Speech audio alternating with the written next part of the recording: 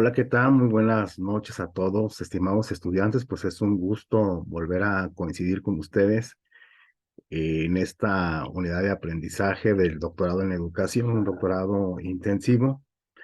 Estamos en la semana número 4 y en su plataforma, pues ustedes pueden identificar este tema como epistemología decolonial, epistemologías indígenas y epistemología y metodología de la investigación educativa, obviamente desde esta perspectiva decolonial, ¿verdad? Y bueno, en ese sentido, pues se aprecian algunos subtemas muy interesantes y algunos marcos referenciales muy interesantes, por ejemplo, este de la desobediencia epistemológica o epistémica de Mignolo, Walter Mignolo, un argentino muy, profundo en estos temas. En la actualidad está trabajando más cercano al mundo académico anglosajón, pero bueno, su objeto de estudio pues ha sido los temas de la decolonialidad y la descolonización en el campo social, en el campo filosófico y obviamente, bueno, pues una articulación muy interesante con la educación, ¿no? Igualmente, pues también dentro de la epistemología y metodología de la investigación educativa, bueno, vamos a tocar algunos puntos fundamentales. Y bueno, recuerden que el desafío para esta ocasión es un foro, es un foro, y para participar en ese foro, ustedes tienen que ver un video, que es el video de pedagogías decoloniales, y a partir de ese recurso, pues ya estar en la posibilidad de participar en el foro, hacer algunas aportaciones, sobre todo dialogar con los compañeros, ¿sí? Del grupo, ¿verdad? Y bueno, recuerden, es el desafío 4, ¿sí? Y vamos a hacer una participación allí, de acuerdo a las peticiones que aquí se solicitan, ¿sí? Es una participación de un máximo de 400 palabras, mínimo 350 palabras, ¿sí? Aquí viene una rúbrica y es en torno al video, es su apreciación, su punto de vista sobre las pedagogías decoloniales. Pero para ello, bueno, también recuerden que hay un video, de, de inicio de este tema. Está al inicio de la semana 4 van a encontrar un video que yo realicé especialmente para ustedes, ¿sí? Por aquí está el video de inicio de la semana número 4. Está en lo van a encontrar por aquí, me parece que va a ser sí, aquí van a encontrar en la panorámica general, van a encontrar también algunas alusiones que hago al tema 4. Sin embargo, yo preparé para ustedes una presentación. Voy a, voy a compartirla con mucho gusto, una clase. Es una clase preparada en vista de que estamos en días, pues no de asueto, ¿no? Sino días que son muy necesarios para alimentarnos espiritualmente con nuestras familias, con nuestros más cercanos, ¿verdad? Y bueno, fijar metas y proyectos para este año que ya está pues en curso. Voy a compartir entonces la presentación y voy a iniciar esta clase preparada para ustedes y que también, bueno, pues se inscribe también, bueno, pues dentro del doctorado en educación y de nuestra universidad, ¿sí? Bien, pues voy a darle el Zoom para que se tenga más apreciación y esperemos que de verdad les sea muy útil, muy útil. Aparte de que ya tienen los recursos, tienen lecturas, tienen videos, pues espero que esta clase pueda mm, fortalecer un poco más su mirada, su perspectiva sobre este tema, ¿verdad? Bueno, iniciamos con un planteamiento que es de inicio muy interesante y que tiene que ver con el tema 3, ¿sí? En el tema 3 de la semana pasada, nosotros nos dedicamos un poco a comprender este debate epistemológico entre los galileanos y los aristotélicos, el mundo de la comprensión, el mundo de la explicación, el paradigma cualitativo en lo que respecta a los aristotélicos y el cuantitativo por lo que respecta a los galileanos, ¿verdad? Por ahí hicimos algunas alusiones que tal vez tengan que precisar de una profundización eh, a través del tiempo, que ya ustedes tendrán la oportunidad de dialogar un poco más sobre toda esta temática tan interesante, pero yo recojo un planteamiento que viene en un libro muy interesante, es un libro que se llama Ciencia, Cyborgs y Mujeres, la reinvención de la naturaleza, que es de una editorial que se llama Cátedra de Madrid. Y este texto de Haraway eh, nos plantea un primer reto, ¿no? Dice, el tránsito hacia un formato comprensivo inductivo, más que hipotético deductivo, significa desarrollar en palabras de Haraway una epistemología de la localización. Vean, eso es interesantísimo, es interesante, porque está recogiendo parte sustancial del debate galileano y aristotélico que vimos en la tercera semana, ¿sí? Y lo recoge de manera puntual para hacer una introducción a la semana número 4 que tiene que ver con la pedagogía decolonial, ¿sí? Es decir, este tránsito hacia un mundo de la comprensión más allá de la explicación nos tiene que llevar a una epistemología de la localización, del posicionamiento y de la situación, ¿sí? ¿Por qué? Porque, bueno, vivimos un mundo o el mundo de la universalización de valores, de conductas, comportamientos con un guión unidos, ¿sí? De prácticas estandarizadas, ¿verdad?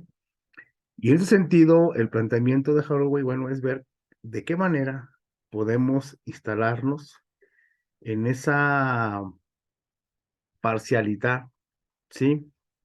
Que, digamos, pudiera ser una primera condición de acercamiento a lo diverso, de acercamiento a lo que, digamos, se construye en términos epistémicos, en términos sociales, desde las propias vidas de las personas comunes, desde la cotidianidad, desde el espacio específico, y no desde esta universalidad avasallante que llega a invisibilizar muchas veces otras formas de vivir, otras formas de vida, otras formas de ver, de ser en el mundo y de sentir en el mundo.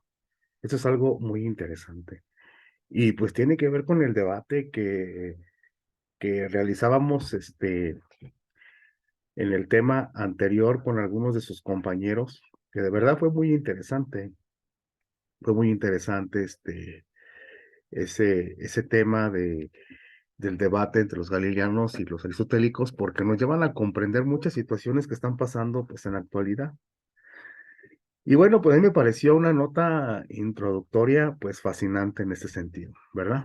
Y bueno, uno de los teóricos que se convocan en el planteamiento del programa de estudio desde su doctorado en esta asignatura es Walter Mignolo.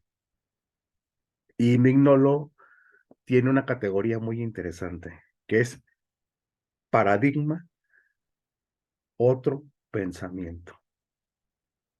¿Sí? Vamos a ver cómo dimensiona Mignolo este desplazamiento, ¿sí?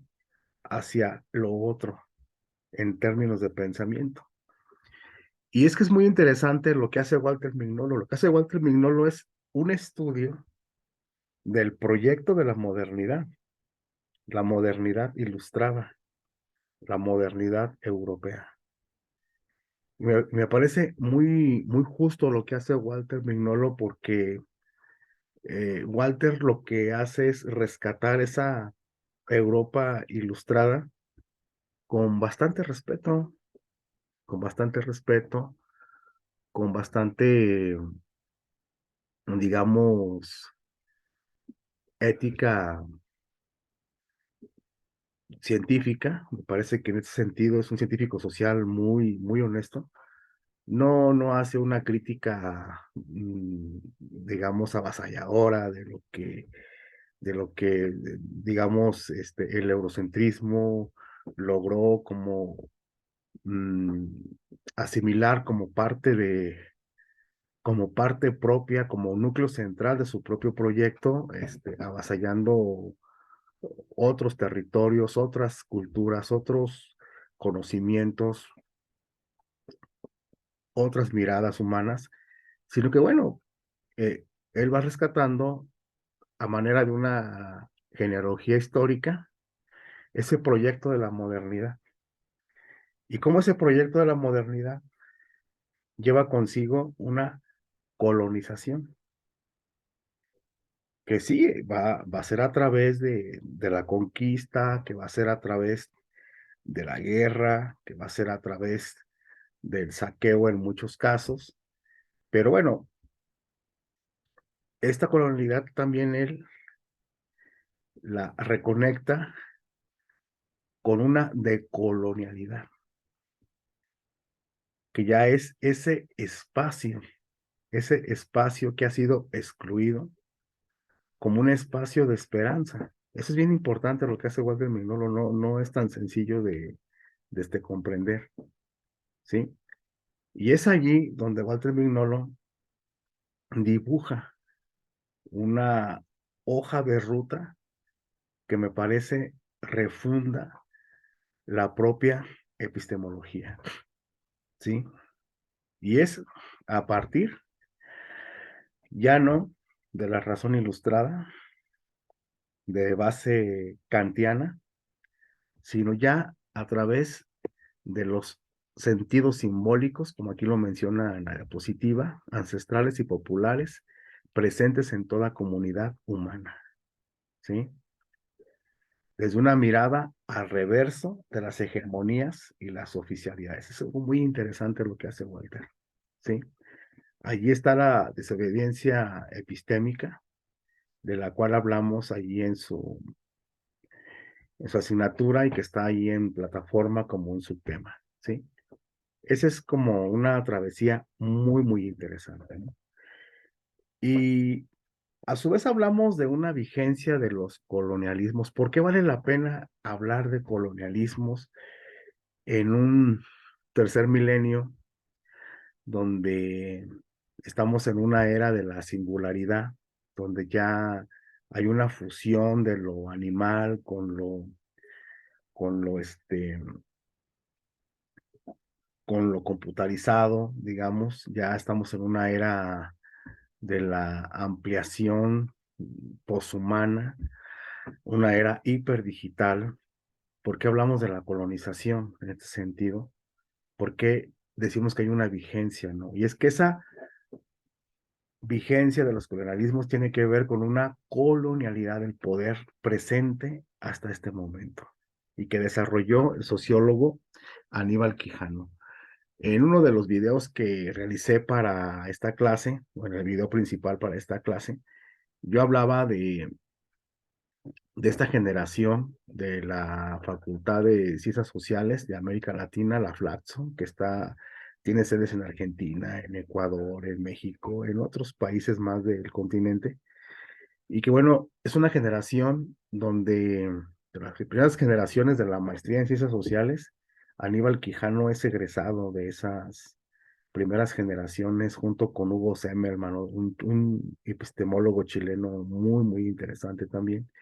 Y desde esa mirada académica, desde la Flaxo, y su conexión con los contextos indígenas, sobre todo peruanos. No sé qué tanta relación haya tenido Aníbal Quijano eh, con la tradición de Mariátegui en Perú. Mariátegui, o Mariátegui fue un filósofo marxista peruano que tiene un libro que se llama Siete ensayos sobre la realidad peruana, que trató de unir lo que era la cuestión indígena con el marxismo europeo. Muy interesante lo que hizo Juan Carlos Mariátegui en Perú. Y Aníbal Quijano creo que tiene que ver con esa tradición. Es un peruano muy cercano a la obra de Mariátegui. Y pues bueno, lo que nos dice Aníbal Quijano, que esa cualidad del poder supone confrontar el régimen justificatorio de la universalidad, de la validez absoluta legitimadora de cualquier orden estamental. Es decir, es la posibilidad de construir una contrahegemonía a esa cualidad del poder desde contextos que han sido invisibilizados y que están en resistencia, ¿no? Y que pueden ser colectivos en los grandes barrios de las ciudades, barrios populares de las ciudades, colectivos de pueblos indígenas, personas que están en la construcción de conocimiento, en las medicinas alternativas, en las tecnologías alternativas para sobrevivir, en la agricultura, en la industria, incluso, pues, como ustedes lo saben también, pues, en los entornos, pedagógicos, ¿no? Hay una corriente muy interesante de educación popular en la América Latina, que está en esta, digamos, contrahegemonía de colonialidad de poder, ¿sí? Y bueno, esa colonialidad de poder que tiene que ver con la dimensión de un régimen, universalizante, también tiene una contraparte, que es la diferencia colonial, ¿no? Que es mirar el lugar de la exclusión, ¿sí? Que es mirar hacia el otro lado, donde pueden encontrarse las grietas en la opresión más radical, esas grietas donde puede renacer la vida. Y esto es muy interesante en el discurso de la vigencia de los colonialismos, ¿no? Y bueno, estamos en un tercer milenio, ¿sí? ¿Cómo llegamos a este tercer milenio? ¿Qué sucedió? ¿Cuáles son los fondos explicativos? Vamos a ver un video de cinco minutos, muy, muy interesante. Vamos a ver si lo podemos ver desde aquí. Ahí está.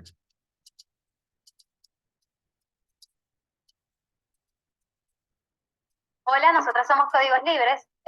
Les queremos invitar a que vean y bueno, también a construir conocimiento junto con nosotras a través de una ruta pedagógica que se llama Decolonialidad del Poder. En esta oportunidad estuvimos conversando con el profesor Ramón Grofogel, con el que estuvimos reflexionando sobre cómo construir el proyecto decolonial en Venezuela, y la clave está en comunalizar el poder. Véanlo, disfrútenlo y construyamos juntos el conocimiento vivo que necesitamos en Venezuela y en América Latina.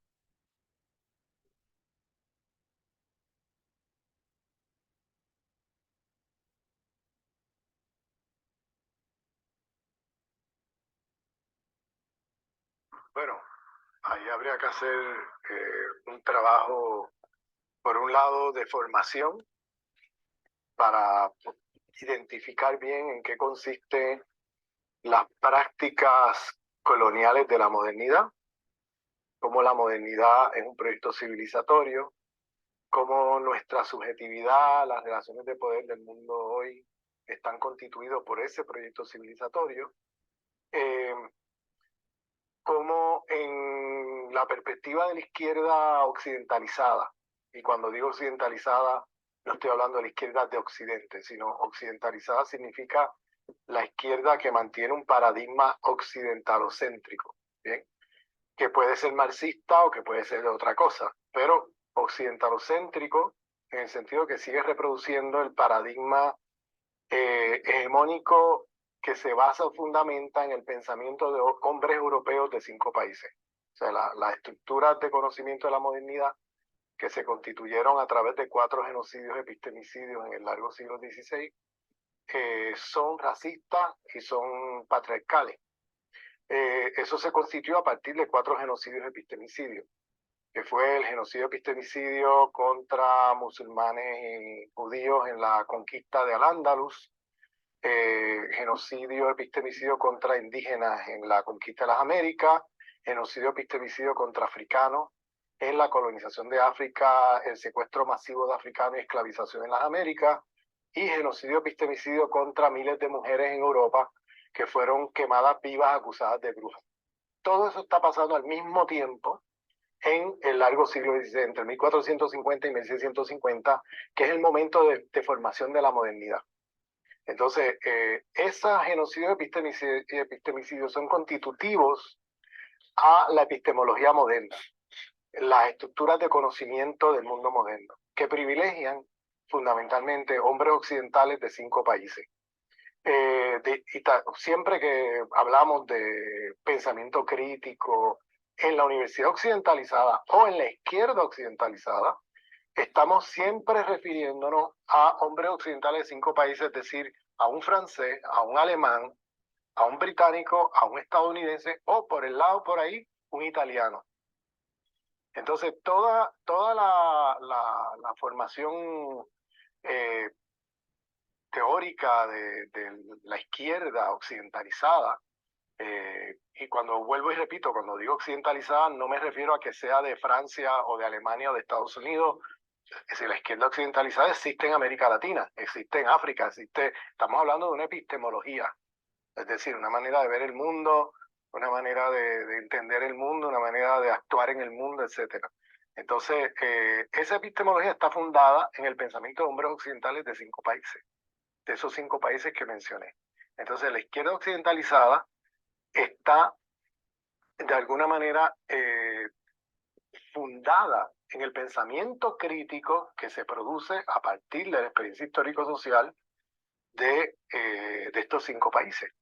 Entonces, ¿qué pasa? Lo que se pensó por parte de esos pensadores de esos 5 países críticos, etcétera, pues es propio de la experiencia histórico-social de esos lugares, pero ellos no pensaron la experiencia histórico-social de otros lugares. Y en lo que consiste precisamente el colonialismo en el plano de la epistemología es pretender explicar el mundo con los lentes teóricos de otra parte del mundo. Entonces uno lo que hace es agarrar los lentes teóricos de lo que teorizaron estos hombres de 5 países y con eso uno intenta entender el mundo. Entonces agarra. Bueno, pues acabamos de ver un poco el planteamiento de colonial de Ramón Grossfogel, ¿no? Creo que es muy claro lo que nos viene a comentar. Es un video muy, muy interesante, es una entrevista que obviamente vamos a socializar. Yo voy a compartir aparte del video, voy a compartir las diapositivas para que ustedes también las tengan y también puedan ver el video de manera completa, que es un video que está, digamos, a la altura de la temática que estamos viendo hoy. Aparte, pues, Ramón Grossfogel pues, es un teórico de digamos, de la teoría decolonial muy autorizado para hablar de este tema. Simplemente, bueno, pues está en este momento en varias universidades de Estados Unidos haciendo mella, haciendo eco sobre estos temas, ¿no? Y bueno, esa es la parte que, bueno, me llama mucho a mí la atención, cómo nuestra subjetividad tiene que ver con esos orígenes, ¿no? Con unos orígenes un poco caóticos, un poco difíciles de decir, a lo mejor en el algor académico, pero es una epistemología que se funda en eso, en el genocidio, en el epistemicidio, ¿no? En la trituración de las sabidurías ancestrales y comunitarias, ¿no? Y bueno, en este registro, digamos, transicional, ¿sí? Que se puede también dirigir o también mencionar como un giro epistémico, es decir, como una suerte de colocar la reflexión y el pensamiento en una coordenada totalmente diferente a la tradicional eurocéntrica. Aparece Boaventura de Sousa, ¿no? Que es un portugués muy, conspicuo, muy profundo también en estos temas, y lanza un libro que está, bueno, varias editoriales lo publicaron. Me parece que, pues una fue Siglo XXI, la otra fue creo que editorial ACAL, que también es una editorial muy interesante, ACAL, de teoría social, que es Epistemología del Sur, ¿no? Fue un libro que yo lo tuve en mis manos por ahí en el 2013, por ahí en esos años, 2013 ya. Y a mí me llamó mucho la atención, un lenguaje muy seductor y muy, pues diferente a lo que habíamos leído con, digamos, hasta ese momento, ¿no? Y él propone la categoría de epistemologías del sur. Esto es el desplazamiento hacia epistemes otras, ¿sí? Otras epistemes o epistemes otras, ¿sí? Allende la fijación de logos anglo-eurocéntrico, ¿sí? Y es muy interesante porque, bueno, al final él no se refiere a epistemologías del sur con un lugar geográfico, sino con la suerte de el descubrimiento y la conexión de nuevos territorios, de sujetos que construyen también vida, que construyen conocimiento con un rigor, digamos, parecido o igual al que se conoce dentro del albor científico universal, ¿no? Y con una validez muy interesante.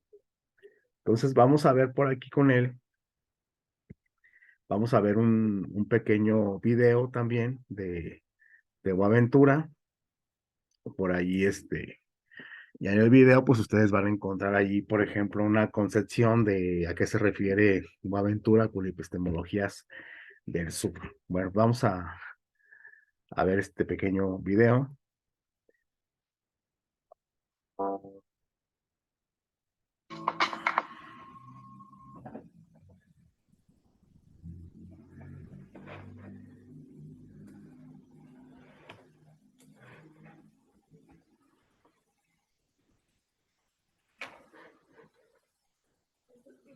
A ver, vamos a ver que esto fluya.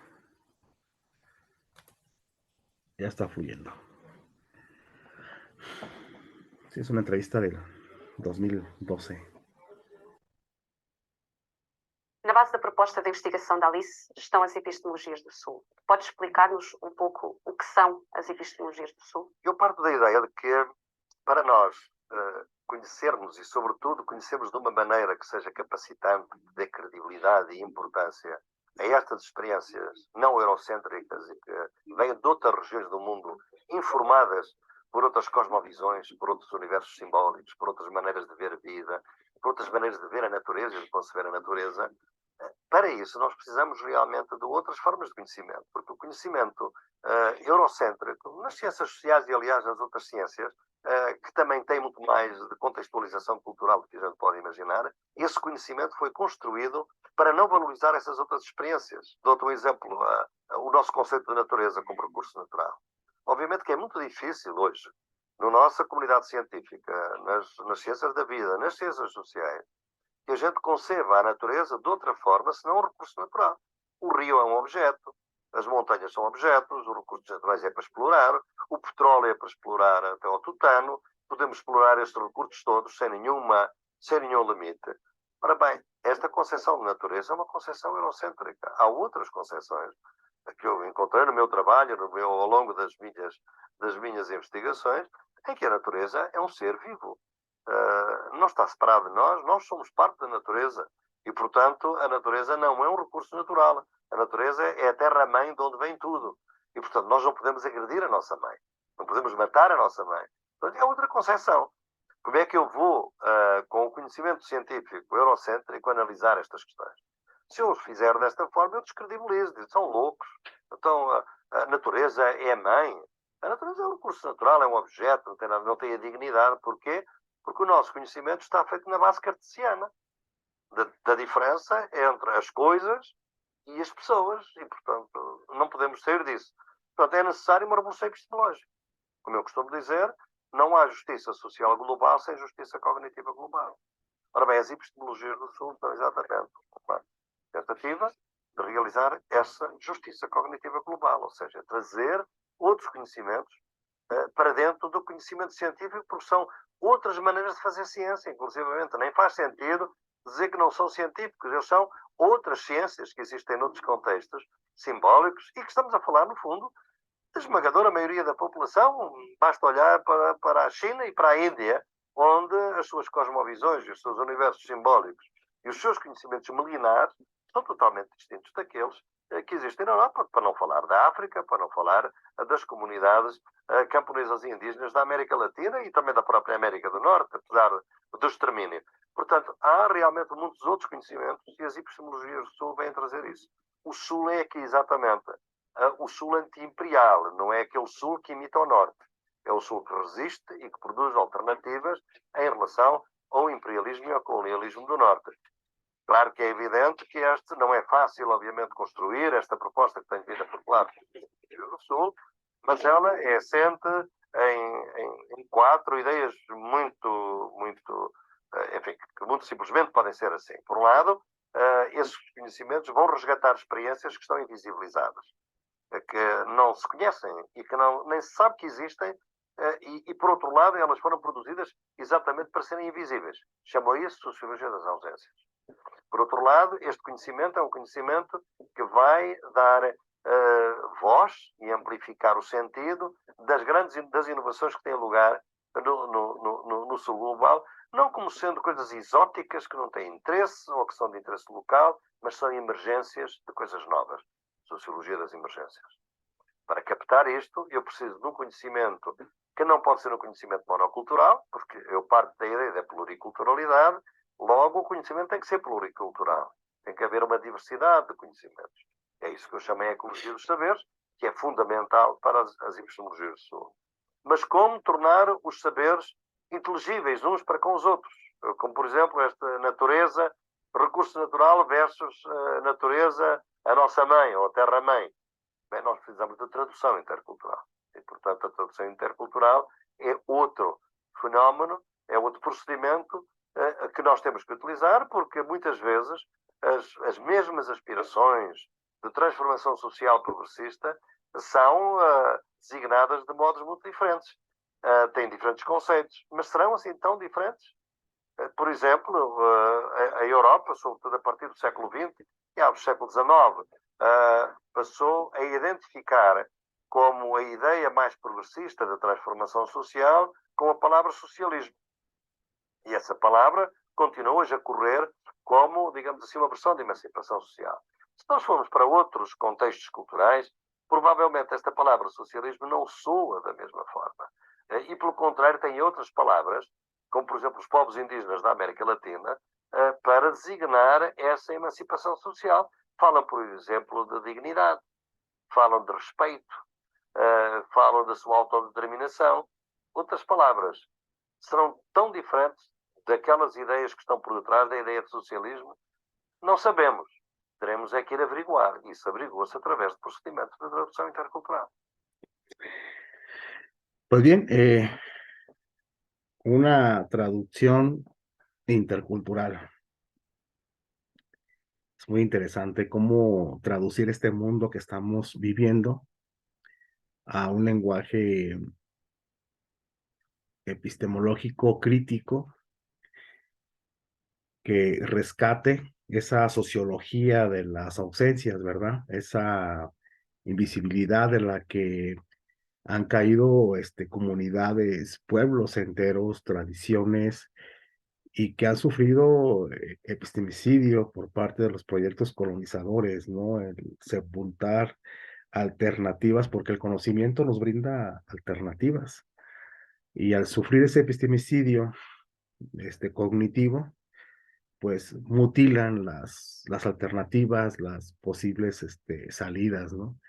Esa sociología de las emergencias, de las esperanzas, que luchen contra esa condición monocultural, ese diálogo de saberes, esa ecología de saberes tan necesaria, ¿sí? Para poder replantearnos, para poder resistir y existir, que es también algo de lo que nos decía también Walsh en algunos de sus videos.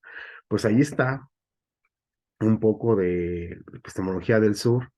Eh, Hay trabajos de tesis muy interesantes. Ahí me tocó dirigir uno de educación especial, sí, con niños pues vulnerables en estado de exclusión en contextos escolares por una condición pues especial, ¿no?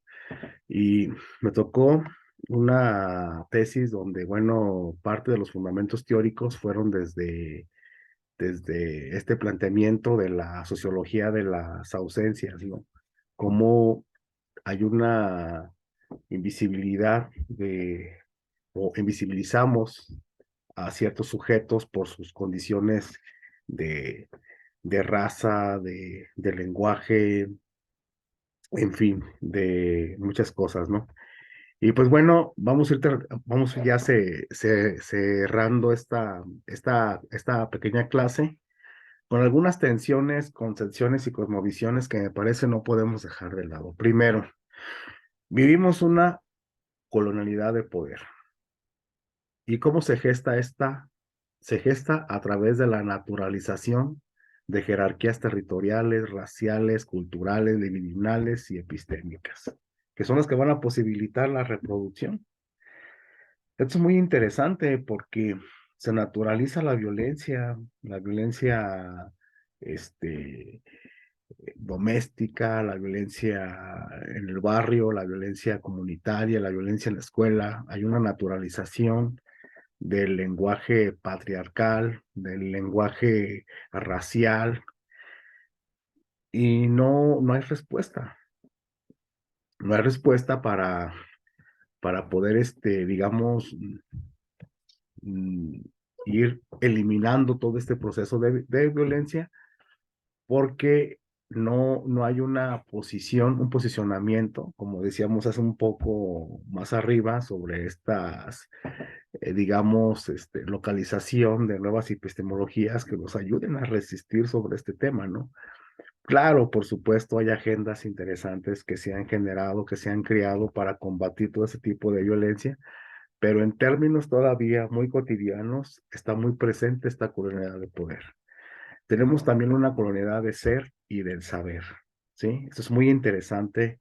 El ser, el primero entendido como la experiencia vivida de la colonización y su impacto en el lenguaje, o en palabras de Walter Mignolo, en general la idea de que ciertos pueblos no forman parte de la historia. Eso realmente es aberrante. Que un pueblo no forme parte de su historia quiere decir que sus seres humanos, sus seres vivos, sus personas, sus abuelos, sus jóvenes, no existen. Y esto lo podemos apreciar incluso en la propia historia de nuestro país, ¿sí?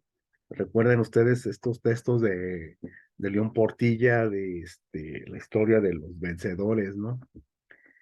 Y bueno, la historia de los vencidos después, y bueno, todas estas cosas que son tan interesantes, ¿no? Y el segundo que tiene que ver con el saber es el establecimiento del eurocentrismo como perspectiva única de conocimiento. Ese es un problema que tenemos y las escuelas deben de combatir. Debemos de combatir desde nuestra tarea docente, desde nuestra acción de enseñanza en las escuelas, en nuestras aulas, combatir todas estas concepciones que están presentes, ¿no? ¿Cómo erradicamos la cultura patriarcal, este asunto del